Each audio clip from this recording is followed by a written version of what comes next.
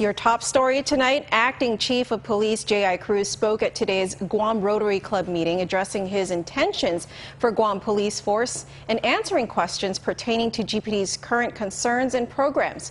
PNC's Brittany Bell reports. Guam Rotary Club meets weekly to discuss important matters concerning the community in many aspects. Today's speaker included Cruz, who covered topics including his long-term and short-term plans, as well as his responses to questions asked by members.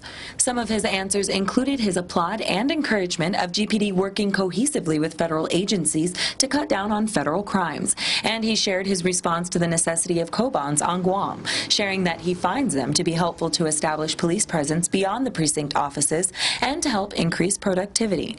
When asked about the community assistance in policing efforts, Cruz clarified that CAPE is designed to help with community programs, and the law allows members to enforce non-moving violations specific to littering and handicap violations.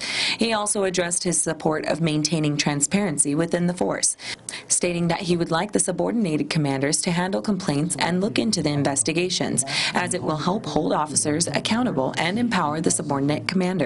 We push it down to the subordinate commanders to be able to look into, to investigate, hold those officers accountable, and of course, if it warrants coming up to the attention of the chief of police, it can be pushed up to my office. But I believe that if we push those initiatives down to the subordinate commanders, that we will see a better resolution in dealing with some of those complaints and maintaining that transparency that we have. The amount of patrol officers that we need out on the streets is about 484. And that's just our operations bureau. That's just the officers who wear this uniform every day and go out and patrol the streets. That's not including our criminal investigators and all the other divisions within the department.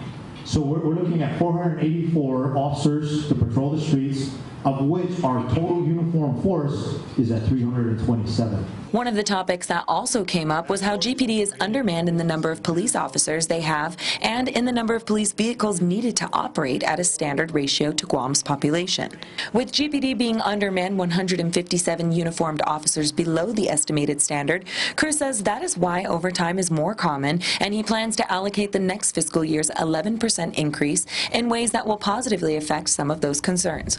Cruz stated that his long-term and short-term plans are intended to help the community, and they may not be completed in the order that he addressed them, but he assures he will improve Guam's police force for the better. Brittany Bell, PNC.